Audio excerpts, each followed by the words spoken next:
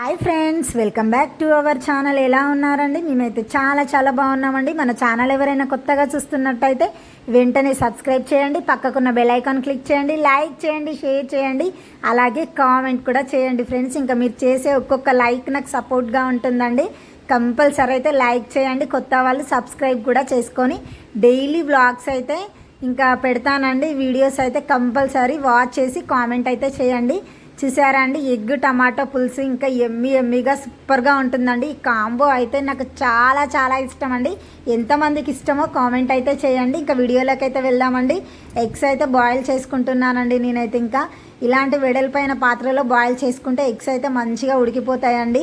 ఇంకా మీరు ఎన్ని నిమిషాలు ఎగ్స్ ఉడకబెడతారో కూడా కామెంట్ చేయండి. నేను వేడెక్కాక ఒక 15 మినిట్స్ అయితే ఉడకబెడతానండి. ఇంకా కర్రీ అయితే పోపు పెట్టుకుంటున్నాను పక్కకి. ఇంకా ఆయిల్ వేసేసి అన్ని కర్రీస్ లాగానే పోపు దినుసులు అలాగే ఉల్లిగడ్డ టమాటో వేసేసి అయితే ఇంకా మగ్గబెడుతున్నానండి. ఇంకొక గుడ్డ అయితే వేస్ట్ అయిపోయిందండి.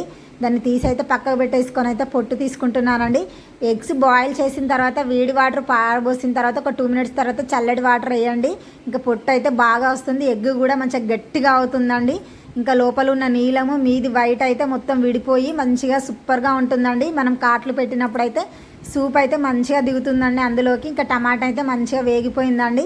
నేను అల్లం వెల్లుల్లి పేస్ట్ వేస్తున్నానండి. ఎందుకంటే ఇప్పుడు వేసానంటే ఘాటుగా ఉంటుందండి. పోపులో వేస్తే అంత ఘాటు ఉండదు కాబట్టి నేను ఏం మసాలాలు వేయట్లేదు కాబట్టి అప్పుడు వేసాను అల్లం వెల్లుల్లి పేస్ట్. అలాగే ఉప్పు కారం అన్నీ వేసేసి ఆ వాటర్ అయితే ఎక్కువగా వేసేసుకోవాలండి. కారం గోలిన తర్వాత వాటర్ అయితే ఎక్కువగా వేసేసుకోవాలి. ఎందుకంటే గుడ్లకు బాగా పట్టాలి కదండి. ఈయనకి మొత్తం దగ్గరికి కూర దగ్గరికి అయ్యేదాకా ఉంచుతాం కాబట్టి కొంచెం వాటర్ అయితే ఎక్కువగానే పోసేసుకొని ఇంకా గుడ్లకైతే కాట్లు పెట్టేసి అందులో వేసేసి అయితే ఒక 10 to 15 మినిట్స్ అయితే ఫుల్లో ఒక 5 మినిట్స్ పెట్టేసి 10 to 15 మినిట్స్ అయితే సిమ్లో పెట్టేసి ఉడకనివ్వాలండి. ఇలా సిమ్లో పెట్టడం వల్ల చూసారా ఆయిల్ అయితే పైకి తేలుతుందండి. ఆయిల్ పైకి తేలిందంటే ఇంకా మనకు కర్రీ ప్రిపేర్ అయినట్టే అండి. ఏ కర్రీ అయినా ఆయిల్ పైకి తేలుతుందనంటే మనకు కర్రీ ఆల్మోస్ట్ అయిపోయినట్టే అండి. ఇంకా పక్కకైతే కొన్ని గుడ్లు అయితే పచ్చి ఆనియన్స్ వేసి అయితే ఫ్రై చేస్తున్నానండి. ఇలా కూడా నాకు చాలా ఇష్టం అండి. ఎప్పుడన్నా అప్పటికప్పుడు కూర లేనప్పుడు ఇలా చేసుకోండి, చాలా బాగుంటుంది. ఏం లేదండి, ఆయిల్ వేసేసి అన్ని పోపు దినుసులు వేసేసి ఎగ్గులు వేసిన తర్వాత ఎగ్గులు మంచిగా బాయిల్డ్ అయిన తర్వాత ఇంకా పచ్చులుగడ్డ వేసి ఉప్పు కారం చల్లుకోవడం అండి. మన కర్రీ అయితే అయిపోయిందండి.